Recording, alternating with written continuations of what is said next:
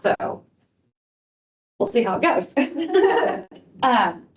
First, I want you to think about like a employee, I almost said student, an employee that is challenging. Their behaviors are challenging to work with. And I want you to just shout out like words that describe them. And you don't like, we're not saying names or anything like that. Just words that are descriptive words. Impulsive. Impulsive. Abrasive. Childish. Loud. Aggressive. Man, guys. Obnoxious. We are fast.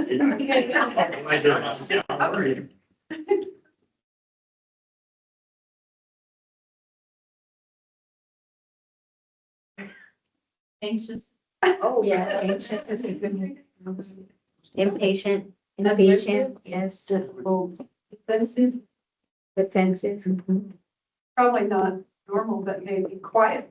Mm, Yeah. yeah. Yeah. I think I got everything. You're going really fast. The others? Aggressive. They talk to themselves. Aggressive. Did I get Yeah, it's not there. Others. A word for word. Yeah. They talk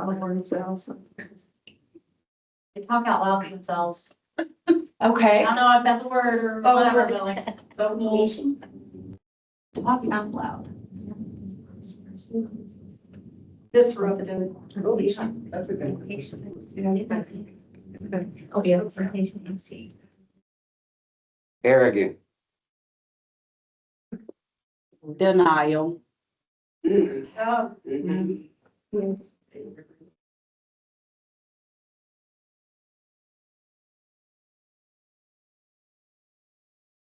Capture it all? Okay, I want to reframe your thinking just a little bit because those same people have positive qualities as well. We just don't always focus on them. I think of like my super ADHD students, they are impulsive and disruptive and loud, but they also can be very creative and can multitask really quickly. So I want you to now think of maybe some positive attributes of the same people. detail. Yeah. Hyper-focused. Logical. What, I didn't hear, you said Logical. logical. I thought you said magical and I. Sometimes there's that too.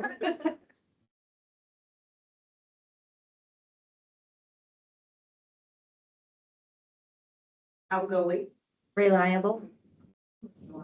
That's a good. And then. Organized. That's too.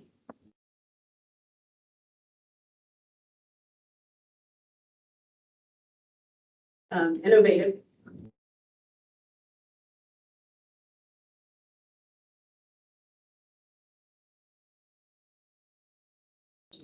Super achievers. I don't know what that word, I don't know.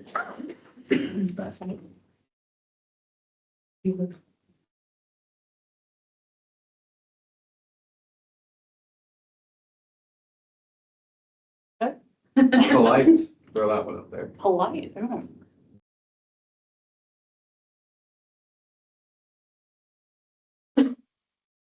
So it's really easy because of their significant behaviors to overlook these. But what I would encourage you to do is try to find the positive because it's a lot easier to deal with these when you see the positives. So I'm gonna leave that up here because when we continue to talk and you work in your groups, I want you to keep this frame in mind. Okay? So yeah, we're gonna talk about several different neurodivergent. We're gonna talk about a little bit about autism. I heard that you have some people on the spectrum here and ADHD, and then we're gonna talk a little bit about other types of behavior disabilities too. But first, I want to just say, I am not a doctor. So we're not going to leave here saying we're going to diagnose people. Okay? Because that is not the purpose of this. You all are not doctors or medical doctors, so you're not leaving here diagnosing people. You're leaving here with more knowledge to help your employees grow. But we're not going to say, oh, you must have autism or you must have ADHD. Okay, just putting that out there. Okay, so in education, this is a very studied thing. How many of you have heard of Maslow's hierarchy? Okay, a couple. All right, so Maslow was this really smart psychologist who came up with this hierarchy of needs. And basically it means that every human being has these needs. And the lower you go on the needs, like you need this one to get this one, and then you need this one to get this one. Does that make sense? Okay, so the bottom one is your basic human needs. That includes food, water, shelter, medication, things that you need to survive. So that is the bottom of it. And you probably are working with people who may not have a home or may not have regular food. So they're down here in their basic human needs. The next one is safety. And that is psychological safety as well as physical safety. So we're talking about feeling like you're not gonna get beat up, or at schools we talk a lot about bullying, and so like I don't know if that is really an issue here, but it's just something like feeling like you can safely be in this place and with these people. I feel safe. And then the next one is relationships, and it's not necessarily romantic relationships, it's just having relationships with people. Humans are relationship people, and so we need relationships. Even the people that say that they don't want to be around a ton of people still need connection in some way. And the next one is being able to accomplish or achieve something. So it can be going to school and getting a degree, or it could be in the school setting getting an A on a test, or just doing it at home. It could be getting past a level in a video game, whatever it is. Like it can be a variety of things, just being able to accomplish something. And then if you have all of those needs met, then you can reach self-actualization, which basically means that you are doing things because you like doing them, not because you need it, not because it's just you. Like for me, I like to read. So at night I read. That during that time, my relationships are okay. I've already eaten, all of my needs are met, and so I'm just sitting there reading a book. Now, just because you reach self-actualization, just because I was reading last night and feeling really great, doesn't mean that today, I have other needs that aren't being met. It's not like you reach the top and then you're done, right? You go up and down in this hierarchy. And I wanted to point this out because most of the time, not always, but most of the time, people's reactions and how loud their behavior gets is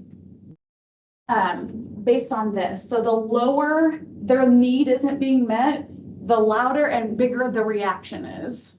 So it's like an opposite triangle, if that makes sense. So as a special ed teacher, I am constantly looking for what needs are not being met. When this kid is having a huge meltdown, what need is not being met? That's the first thing I think of.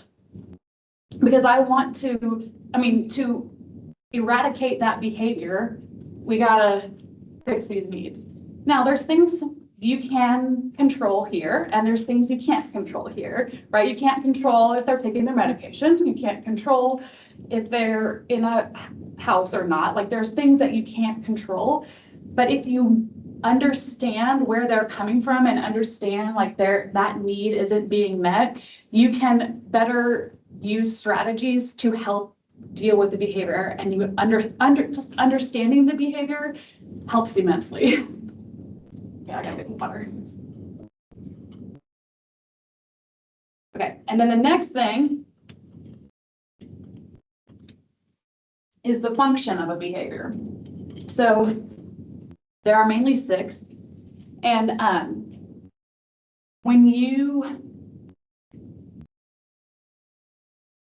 see here, when you get mad at your significant other and you start yelling at them, that the function of that behavior could be a lot of different things. It could be because you want to get them to do something, you want to control them.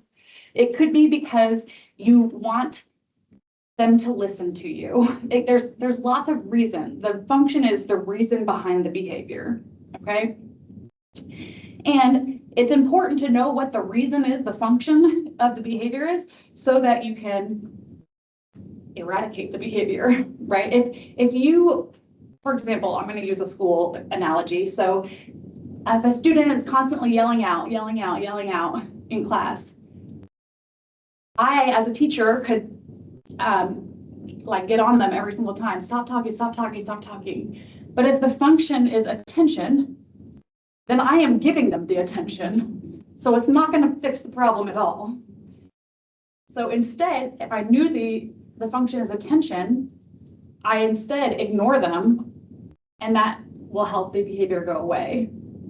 So it's really important to know what the function is so that you can choose effective strategies that work for that specific behavior. So the first one is attention. So people, you know, like I said earlier, people have a need to be, you know, have relationships and connect.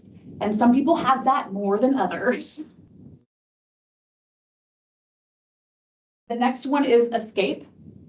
And I don't necessarily mean like escape from a building, but like if they are given a difficult task or asked to do something that's out of their comfort zone, they will act out to get out of doing that. Especially for our people on the spectrum, sensory needs are a huge thing. And so people will behave in certain ways to help calm down the sensory things that are going off in them. Then it also could be access to tangibles. I'm sure all of you have been in a grocery store or some type of store and a kid is throwing a fit because they want a certain toy or a certain candy or whatever. So behaviors oftentimes come from wanting things. We have people that want control. And the last one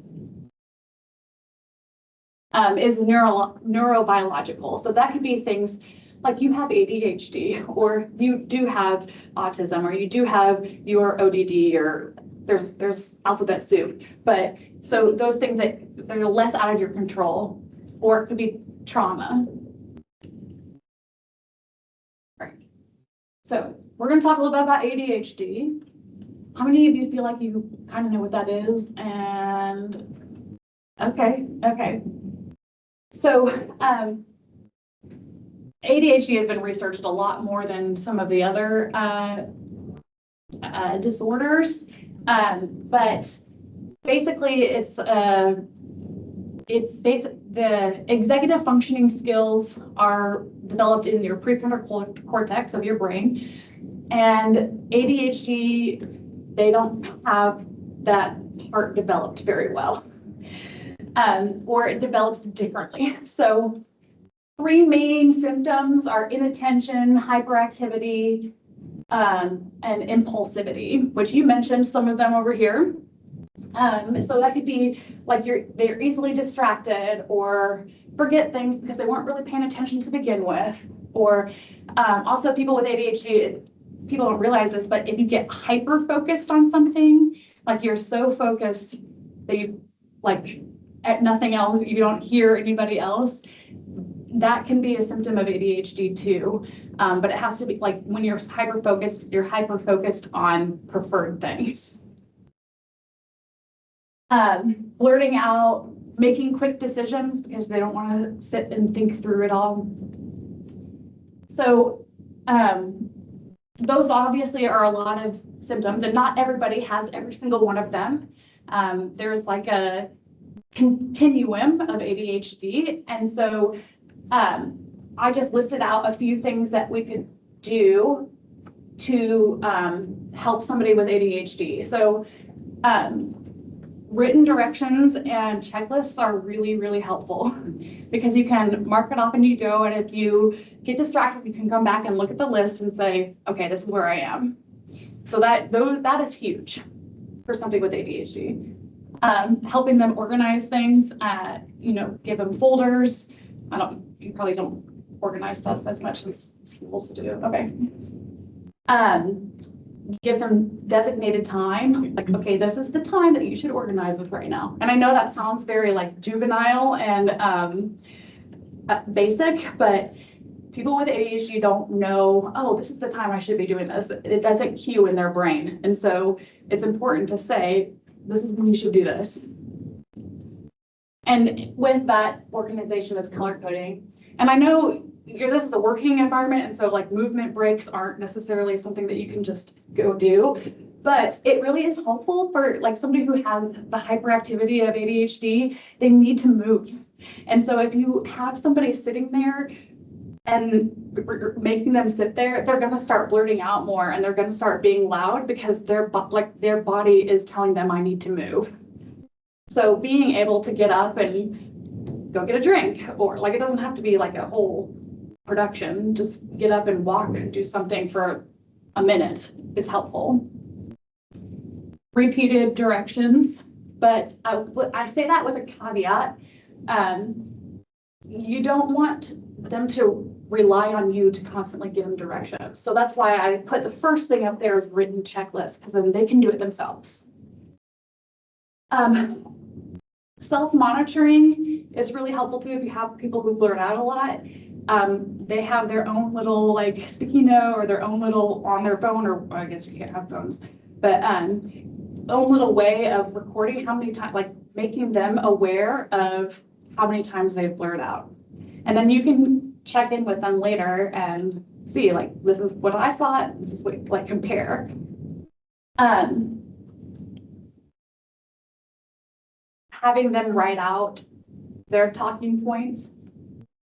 Chunking, that is, so a lot of times people with ADHD, you give them a big project and that's like that's way too much. I can't handle all of that. And then also have a hard time organizing their thoughts and organizing their ability to figure out what's most important to do right now. What do I need to do next? So chunking just basically means, instead of saying you have this whole project, you say, I want you to do this first. And then when you're done, then I'll give you this. So you're breaking it down into small pieces. And again, I know that sounds kind of juvenile, but people with ADHD struggle with that, breaking it down into smaller steps. And then last is check-ins. Like I said earlier, checking in to see, have you made it through steps 1, 2, and 3 yet? Or going up and saying, I saw you blurted out like 3 times. How many times did you think you did? Just that check-in helps, not a punitive check-in, just a check-in to help them refocus their attention back on the task. Does that make sense? Any questions? Okay. Autism. So autism, like ADHD, autism is a huge spectrum. And it kind of is also can be broken down into 3 main issues. There's the social communication and interactions, inflexibility, and sensory needs.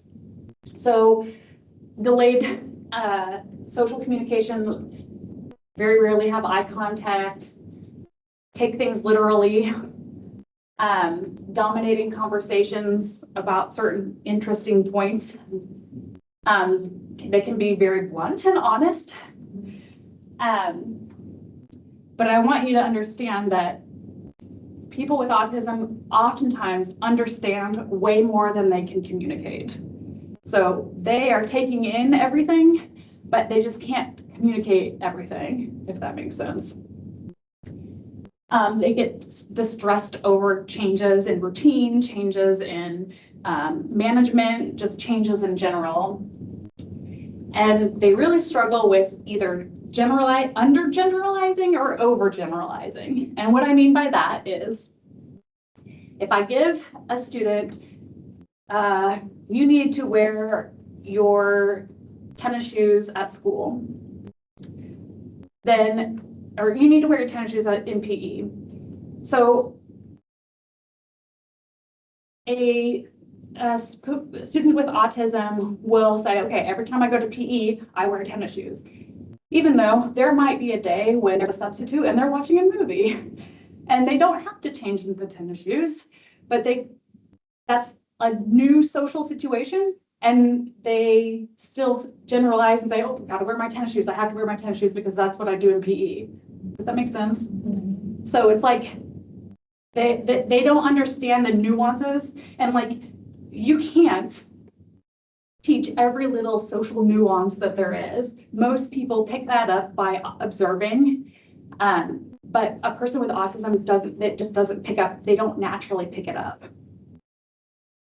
And then there's the sensory stuff, the stimming, the being sounds are too loud or too soft, the clothing, or sometimes they do sensory seeking things, like they want pressure. So the strategies with autism are going to look a little bit different than ADHD because the function is different, right? Like I talked about earlier, the function is different. And even within the symptoms,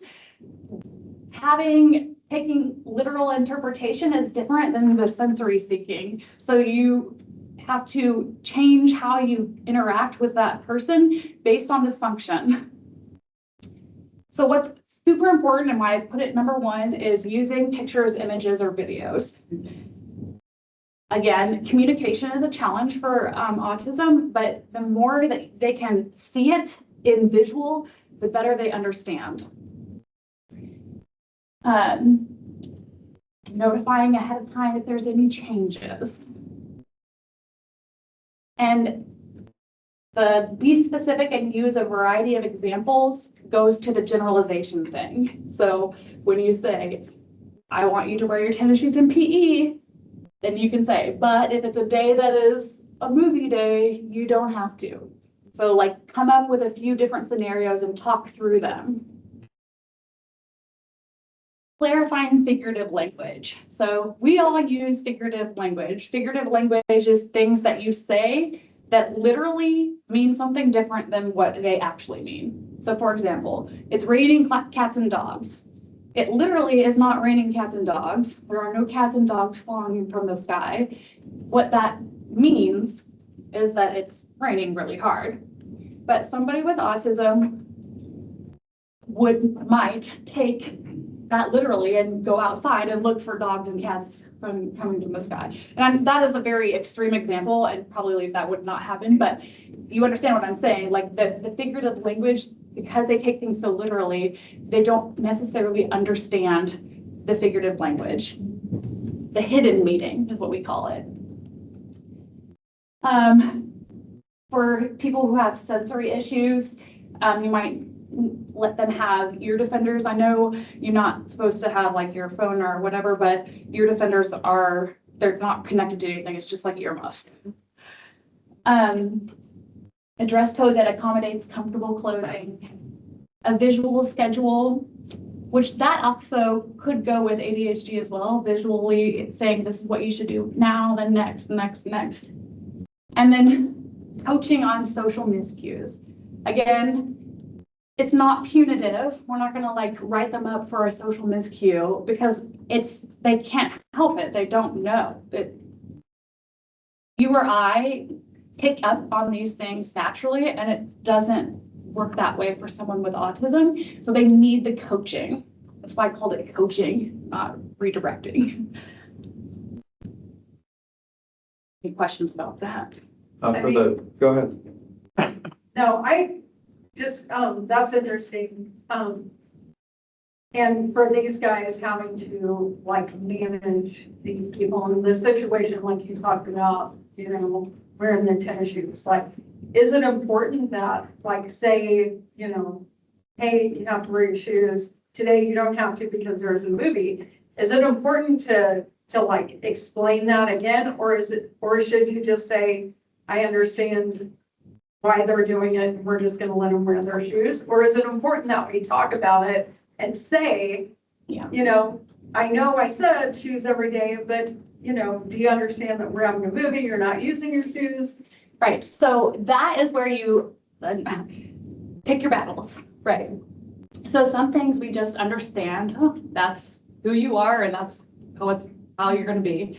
Other things are important to your company and important to the overall rules and structure of the company that you do want to address. So you have to kind of discern for yourself, like, what is important enough that I need to like redirect versus what is something that, you know, it is who they are. Yeah, we have an employee that I witnessed this many times, and I think everybody just allowed it because we knew that's, you know, what he did, but he would constantly like just push through doors, and it wouldn't matter if someone was standing there or not, they were going to run into them and walk on past and just always in a hurry. And I always felt like, man, do we really need to like sit down and talk about it? Like, it doesn't offend anybody because they know Yeah. who he is and why he does it, but are we like not Right, so doing what we should be by allowing it? right, so things like, you know, if it's pushing through the door and it's like, you can't see on the other side and it becomes a safety hazard, I would address it. Yeah. If it is something that's against like your business policy, I would address it. But maybe more idiosyncrasies, don't worry about it. Yeah. What was your question? Yeah, so even if it's like a visual aid for someone, so it's really helpful for that. Can it be even just writing down instructions for them, or does it have to be like visually showing them the action? For somebody with autism, it's better if it's pictures. ADHD, you can write it down in words, but somebody with autism, it's even more impactful if they see it visually. Can you kind of give an example of what social miscue coaching would look like? Sure. So, can you give me an example of like something that you see at work? Sure, like if you have somebody on your team and, you know, they're just like blurting out the answer where it isn't needed. Okay, And it's distracting to others and it's holding other people back. yes. So I would, not during whatever meeting that is, I know that kind of, it doesn't affect that specific meeting, but after the meeting, I would pull that person aside separately and talk to them. And basically I would say, I appreciate that you have a lot of answers and that you are like, have initiative and want to participate. However, it's the way you are doing it comes across that you're not allowing other people to participate. And when you're in a big group, you need to allow everyone a chance and an opportunity to participate, not just yourself. That makes sense. Then I might say, like, somebody who's very literal, I might say, in the future, I want you to come up with 3 things that you want to say. So you can say, anytime in the meeting, you can say these 3 things, but you can only say 3 things. So you can use it basically like talking chips. Like, you can say your thing at the very beginning and then wait till the middle and then the end, or you can say all 3 of the things at the beginning, but you get to say 3 things and that's it for the whole meeting. So I would give them a number. Yeah, no, that's a great idea, actually. Yeah. What about a harmful social miscue? Can you give me an example? Sure, like let's say somebody uses like a racial slang word, for example. Okay, so, yeah, that happens. So again, I would pull that person aside and talk to them individually, and talk about how there are words in our language that you may have heard that other people use, but that doesn't necessarily mean that you can use them because you aren't part of that group. for Okay. example. And, full disclosure, that would be a punitive action, like we would be required to document. And I get that. Would be it. And, you know. and I 100% get that. Like, there are things that I give consequences to my students. I don't want you to think they don't have consequences. They have consequences, for sure. But it's also important because if you just give the consequence and don't give the learning behind it, it's going to happen again. Yeah. So, I would talk to them about, like, you are not part of that social group, and so it's socially not acceptable for you to say those words, even though you hear other people use it. And then I would talk to them about, like, how do you think that made the other person feel? Because people with autism have a hard time stepping into other people's shoes and taking the perspective of others. So if you force them to by saying, how do you think that made them feel when you said this? A lot of times they will say, I have no idea. And they're not being belligerent. They literally do not know. So it's important to tell them, if I were that person, I would feel really hurt and not want to be around you anymore because you're saying things that offend me. Like, give them the words and the feelings. You can, sometimes in a school situation, we have the kid that they say it to tell them themselves, like, I didn't like it when you did this. Mhm. I don't know how that works in a business situation.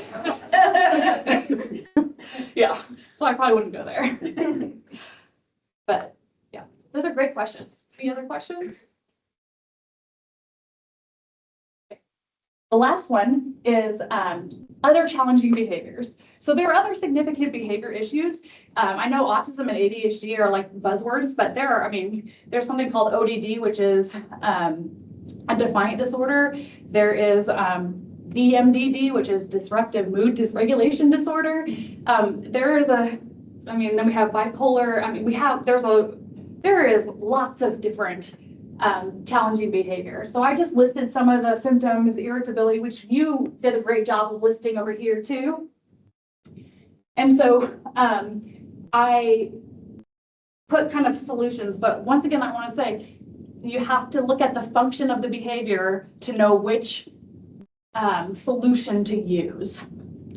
So first of all, if it's somebody that is having suicidal ideations, then you would probably refer them to your EAP or your HR specialist. So those things, like, again, you're looking at the function.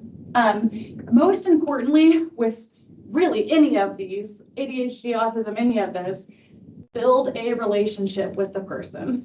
You are more likely to do something that you don't like to do or follow directions when you have a relationship with that person who's asking you to do it. It is so important to build a relationship. You don't have to be it can be a professional relationship, but it's just so important to get some kind of connection because people will do things for people that they like. And then they feel safe. And they feel safe with, yes. Specific and sincere praise. So there's actually research behind verbal praise being more important to people. Specific and sincere verbal praise being more important and more motivating than tangible things. And I know we like to reward people with things, but really, if you hear something about yourself that somebody genuinely says, that means more to you. So we're not just going to say, oh, good job, because that's not specific enough. You need to be very specific about, like, I really liked the way you got 100 pieces of mail cut in 10, I don't know. I don't know what to say. That's tough. Yeah.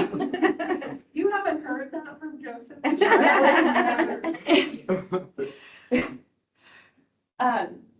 And with that, use reinforcements for appropriate behavior and effort. So maybe they didn't get the best or their goal, but they still put effort into it. And we need to acknowledge the effort as well. Sometimes that gets missed.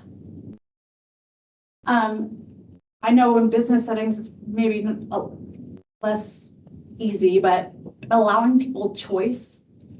It can be very simple things, but just giving somebody the choice. For example,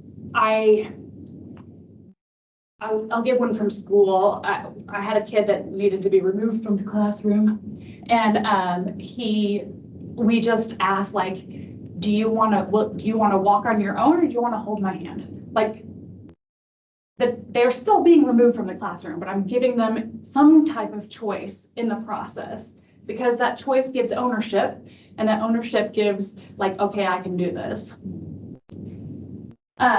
Also allowing the employee to have feedback and voice.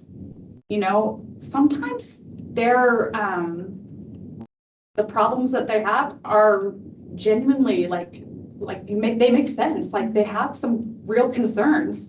So it's important to hear them and like take that into consideration. Don't just write it off as this is the person who is defensive all the time. They might have a legitimate concern that needs to be addressed. Avoiding power struggles. This is one that lots of people struggle with. You don't have to have the last word. No matter what position you are in, you don't have to have the last word. In fact, you show more maturity if you don't try to have the last word. Let them, again, you can punitively give them a write-up or whatever because they behaved that way, but you don't need to combat in that moment, because combativeness just gets worse. And we're trying to de-escalate, not get worse. Clear and consistent expectations. So this is one that I struggle with. I have several paras that I supervise. You know, it can be a problem.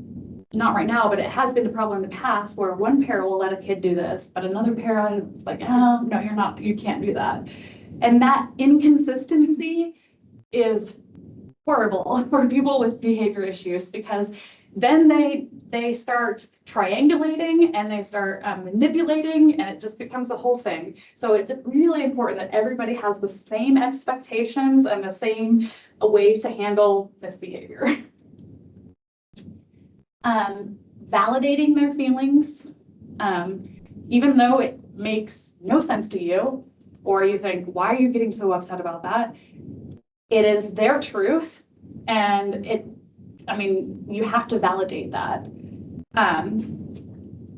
Nobody wants to be told, well, it's not that big of a deal. It is a big deal to me. I wouldn't be, nobody just throws a fit just because, there's a reason, and it is a big deal to me, and you telling me it's not a big deal is making it worse.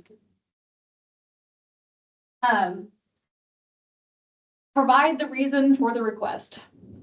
So, I've been a behavior teacher for 17 years, and I also, when we first started teaching, they did this kind of like a strength study, and basically it came out that I am a buck the systems person, which kind of makes sense because special ed teachers don't do things by the book.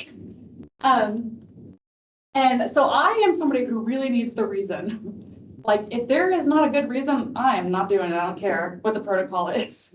That's dumb. I would be horrible in the military. But it's so important for me and for a lot of people to know why you're making me do this. I want to know the reason. And I know there are a lot of people like that too. And then ask questions. So instead of, when you have those conversations, when you pull them aside, instead of just saying, do this, do this, do this, ask the question, why did you choose to do that? Or do you think there's a better way of handling it? Because that puts it back again for their ownership. You can use humor, but you have to know your audience on that one. And then the last one is time and space. And I know in the moment, it can be very challenging to just walk away and just let it happen, but it will de-escalate way quicker unless you come in and start talking to them a mile a minute. It's like, you need to stop doing this. Da, da, da, da. You can, again, time and space, You can do the disciplinary action, you can do all of the coaching later, but in the moment, sometimes people just need some time to space. Have any questions about that? All right, so I have an activity. I don't know where we're at on time. Oh, we're good. We have 18. Okay, good. So I have an activity and I broke you into groups, but I had no idea who you were. And so I just put names up there. And I don't know if some of you may be in here and your name's not there. And some people may not be here and their name is up there. So if that's the case, let me know and I will get you in a group. But like Joseph kind of gave me the hierarchy of the business and I tried to not put you in groups that you normally work with. I want you to work with different people. So if I didn't do that, then I made a mistake. So there's going to be 6 groups. Can you see that? And am I missing somebody? Yeah, there's probably, these two. Okay, no. It's not, okay. Caleb has to go, so. Okay, Yeah, take Caleb. okay, somebody can take, Logan, you can take Caleb's space. And then we Okay, have, then Karen needs somebody. Okay, Karen, it's gonna go in order. And Des. And Des is not there, okay. I'll just make her own. Okay, so Karen, well, I only have 6 scenarios, so, and you're not on there either? No. Okay, I will put, let's put, Des, I want you to be in group 4. What's your name? Dorothea. Dorothea. Because Levi's not here. Okay, go to group 2. And then who else? Oh, and Tom's not on there. Tom, just so you know, all my scenarios have your name. You're not a chicken. I'll just stand aside, never can look at me. So, and Karen, why don't you go with group 6? Okay, so what you're gonna do in your group is you're gonna read your little scenario and each scenario is different and you're going to, okay, so everybody know what group they're in? Okay, so you're gonna decide what basic need isn't being met. What is it? The basic, the Maslow's hierarchy, and I listed them up there since you probably don't remember them all. And then the next one is what is the function? And I listed those 6 functions up there. And then you're going to decide what should our response be in the moment? And then what should we do after the situation so that it doesn't happen again? Does that make sense? Okay, so I'll have you do this for like 5 minutes. And then we'll come back. You got to pick one spokesperson for your group and you're going to share what your decisions were. Okay? All right. So I don't know if anybody is. You were group 3. I know that. You're really nice. I think your decision is. Yes. That's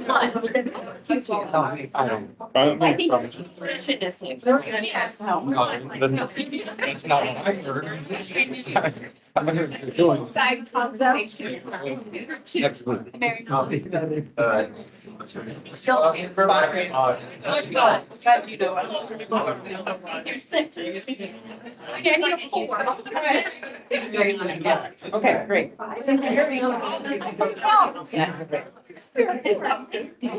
It's gonna be Tom. Anyway, it's fine. Yes. I thought we were 4. We're 4. Oh. We're fast, I thought. Yeah, yes. That's fine. Remember that you gave. Yeah.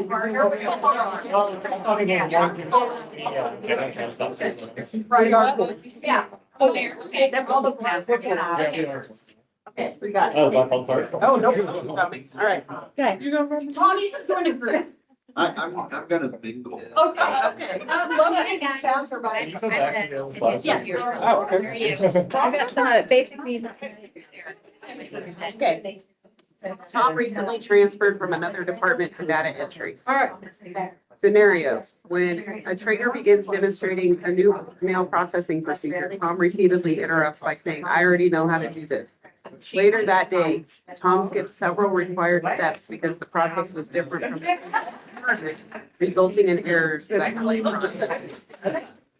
What need isn't being met. Yeah, and maybe also safety. Yeah. Yeah, because maybe he wants to feel like, you know, I want you to think I'd already done. Yeah. Right. Yeah. Yeah. Sorry. You're fine. Background. Well, I don't, Yeah, that's good. Yeah. Are you taking notes, Tommy? Because you're gonna talk about this. I'm not feeling it today. Are you talking? Yeah. He's a free chip. I feel like I you're know. better at it. Same. We're gonna let Des do it. Yeah. I use my chips by 8 a.m. I've been doing. An achievement? So I didn't bring anything to write, so it's gonna have to be crazy. You know, you're doing great. Nobody will be able to finish it, by the way. Yeah. That's the function of the behavior. What needed it being this? Yeah. control is interesting. Maybe attention, maybe Tom doesn't want the attention. Maybe like It's a little like less attention. accomplishment, the fact that he's feeling like. Because he's just, just feeling like that because of its Yeah. boundary. Well, yeah, because he's like, if I'm, like, I already know how to do this, then you're not gonna be attention for me, you know? Yes, that's probably Just leave me alone. Yeah, that's better. That's definitely better. So how should we respond? Here, I'm gonna let Mariana, if they're the data. Somebody came to you and says, I already know how to do all this. Can we just like? Conversation. I just.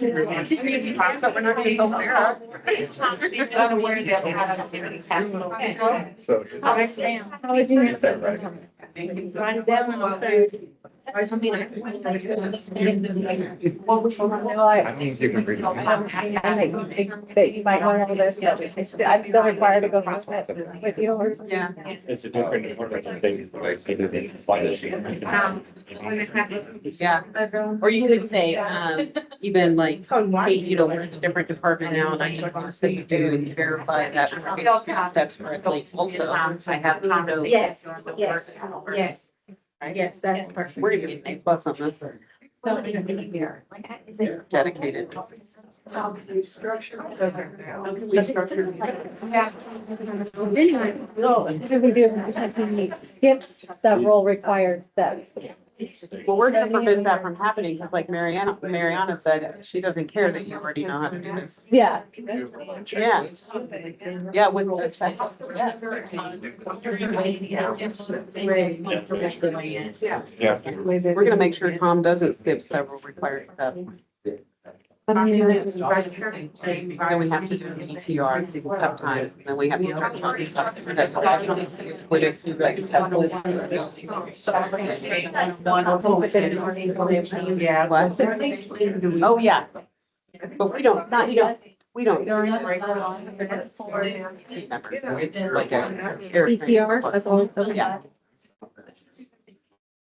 Then you said you would set up what? Yes. Well, I could still not. Checklist there. Thank goodness no one else was You know, maybe acknowledging like, hey, Aaron will say this. I think we need to, you know, schedule a meeting, talk about. Just to like. Structure the environment. That people we met in this. Like, how would you guys handle that? I think that's one slides you can meet with them one-on-one. Would you try to? How do you like them? Say like. I got four of them. I'm sorry, yesterday. Oh, no, I have four of them. I have a pink and white, the gray and a. And I left it. Okay, you can have one. Structure and environment so that needs will be met in the future. Yeah, what do you think? Right. Is that the, where you do the checklist too?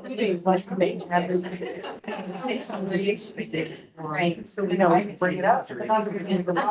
Yeah. Was you? What about Right. check-ins, like frequent check-ins? Oh, like following up. Yeah. Outlook calendar. calendar. Always the right answer. That sounds good. Bye. Hey, are we good? Yeah, good. That's solid. I trust you. You're doing it down? You're done? You got this, you got this. Sorry. We done. Done? Thank you. Tom's group, are you done? Or did Oh, you man. do it? Oh, they got that. Gave us a hard one. I gave you a hard time. And they had Tom. I'm sorry. Okay. So we'll just go in order, starting with group one. So what I'd like you to share is, you don't have to read the scenario word for word if you don't want to, but just give us an idea because nobody else has seen your scenario. So tell us what your scenario is and then go through these questions. So I saw a lot of you taking notes, which is great. So I don't know where group one is. Okay, You want the background as well? not necessarily, just, Scenario throughout the morning, Tom starts to everyone's asked it rarely completes any of them. Tom frequently gets distracted, and when coworkers ask questions or when a supervisor walks by, at the end of the shift, multiple donation batches are incomplete, and there are several young envelopes with money in them from different nonprofits. Coworkers must finish the work. We had for the first one, achievements and accomplishments. And the second one was attention and sensory. 3 was ask if they need help and where they're at in the task. And then 4, to make a checklist on priorities, time management, and frequent follow-ups. Nice. that's very nice. All right. Okay, your group two, fantastic. Okay, we were group 2 and it was Tom. So And I just want to apologize. Tom likes to talk to everyone during production time when he's not supposed to be talking. So he frequently leaves his workstation to chat with coworkers. His conversations often last several minutes, interrupting people who are trying to process donations. Not Tom. Tom seems unaware that productivity has slowed and says, I was just trying to be friendly. Everybody loves to talk to you, Tom. So the thing is, relationship. We all love the relationship that we have with you, Tom. I think we just want a lot of attention. So what we said for question 1, I did question 1. And 2. And 2. So we're on question 3. What should our response be in the moment? So what we would say to Tom in the moment is that talking is not appropriate. The times that you're conversating with people on the production floor. And we would also do a one-on-one for coaching to inform Tom about interacting on the production floor. Excellent. Are you mad? Okay. All right, group 3. What's this? So background is Tom recently started at the company, so he's a new employee. While entering donation amounts into the computer, Tom accidentally enters several incorrect amounts and is asked to correct them. Tom sighs heavily, pushes the chair back and says, forget it, I can't do anything right. And Tom walks to the bathroom and doesn't return for nearly 20 minutes. So for the first question, we put achievement and accomplishment, but also could be human physiology. 2, it's escape. So he's trying to escape the situation. And then 3, I mean, he's gone to the bathroom, so in the moment, I think we give him his space. And then 4, we pull him off the floor to address his behavior, provide remedial training for the error, and normalize the errors so he doesn't get offended by the feedback, but also give him positive feedback as well. So he's getting both good feedback, and then when he gets the, remedial training, he's not getting offended by it. And then document the situation according to the business policy. Yeah, so a lot of times, I'm sure you've heard like the sandwich where you're supposed to do a positive, a negative, and a positive, and yeah, so that would be a good situation where he needs to hear lots of positive things. Tom strikes again. What a surprise. Because somebody was trying to show him a new mail processing procedure and Tom interrupted by saying, I already know how to do this. We're all shocked and appalled. Later that day, Tom skipped several required steps because the process was different from the previous department, resulting in errors that delay processing. Good grief, Tom. We put you through every department. You think you could get it right. All right, so we felt like the basic needs that weren't met, very well could feel like it's Tom's safety. He didn't feel safe in the environment in the situation, lacked the relationships because it was a different, department that he was in, or, was, threatened, like his achievements, accomplishments were not, met. The function was maybe, attention, or he was trying to escape the situation. And the response in the moment would be, we would encourage or redirect and say, I just want to sit with you to make sure that, that you're going through, keying correctly, making sure everything's going well. Now, and so we would prevent him from making the mistakes in the future. And the after fact, we would do an ETR, and kind of sit with Tom and go over, making a checklist, to provide a structured environment. And then after that, would have frequent check-ins. Excellent. Have you guys back there? Yes, All right. we have a little bit of a different Tom. Our Tom is actually dependable. Everyone likes him. He's done everything right. But for the last year, he's applied for almost every internal job posting, supervisory, accounting, IT, resources. But they require education, certification, and skills that he does not have. And even though Tom is always rejected, where another one is posted, he applies again. And we suggested he not apply for a while, and said the posting says employees are encouraged to apply, not employees. So for his needs not being met, he doesn't have possibly the relationships or leader to really help him get to where he needs to be. He also doesn't have the achievements or accomplishments that he needs for the roles that he's trying to go to. The function could be many things, but I think it leads down to attention. He's looking to get eyes on him.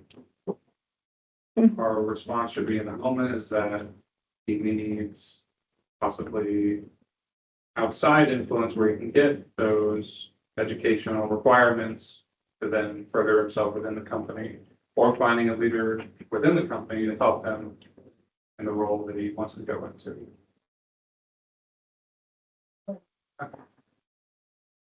So for practically structured environment, try to give the things he needs to succeed. So I wanted to just step in for just a second. You did great. Another function would possibly be neurobiological, because that is a very common miscue for people with autism, that they're overgeneralizing. Okay, what I was talking about earlier. And so they're probably going to need some social coaching on when is it okay to apply for a job, and why are we getting not picked every single time? Would that be a scenario where you might use like you can apply for 3 jobs Yep. in a year, and that's it. So you need to decide what you want to do and, what's important to you. And then when those jobs come up, you can apply. But once you hit 3, you're not applying for any more. Yep, you can, for sure. All right, last group. Okay, we have background. Tom has been with the company for several months and generally completes work accurately. The scenario is a supervisor notices Tom stacking completed donation batches in a way that makes them difficult for the next department to retrieve. The supervisor says, "Can you start placing the completed trays on the shelving unit instead?" Tom immediately becomes defensive. "I've been doing it this way for months. Nobody else has complained." Tom continues stacking the trays the same way and mutters, "Why is everyone always picking on me?" Karen's learning a lot about Tom today. Taking good notes. Yeah, so we put what need isn't being met, relationship and achievements.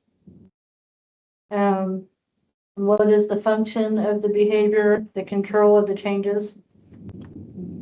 What should our response be in the moment? Say, "I'm sorry, but we want to make a change," and tell them why we want to make the change. And then 4, how can we structure the environment so that needs will be met in the future? Implement new processing rules first before that employee interaction. So especially with people that are control, that need the control of power, as offering them choices. So you could in that moment say, okay, this is the problem. The next department can't use this the way, so what do you have a solution? And giving them that power back. Any questions, concerns? How do you feel about it? Good. Yeah, very helpful.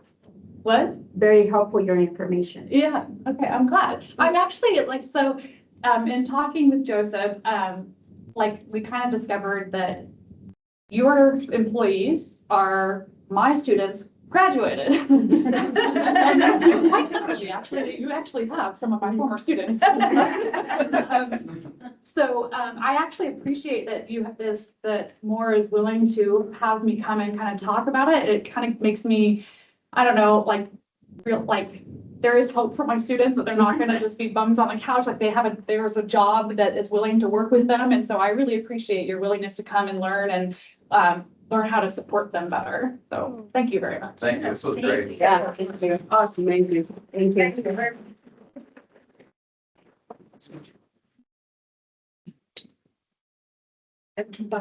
Great. Not bad at all.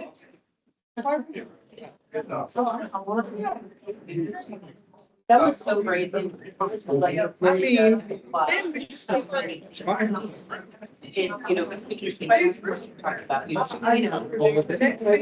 But also,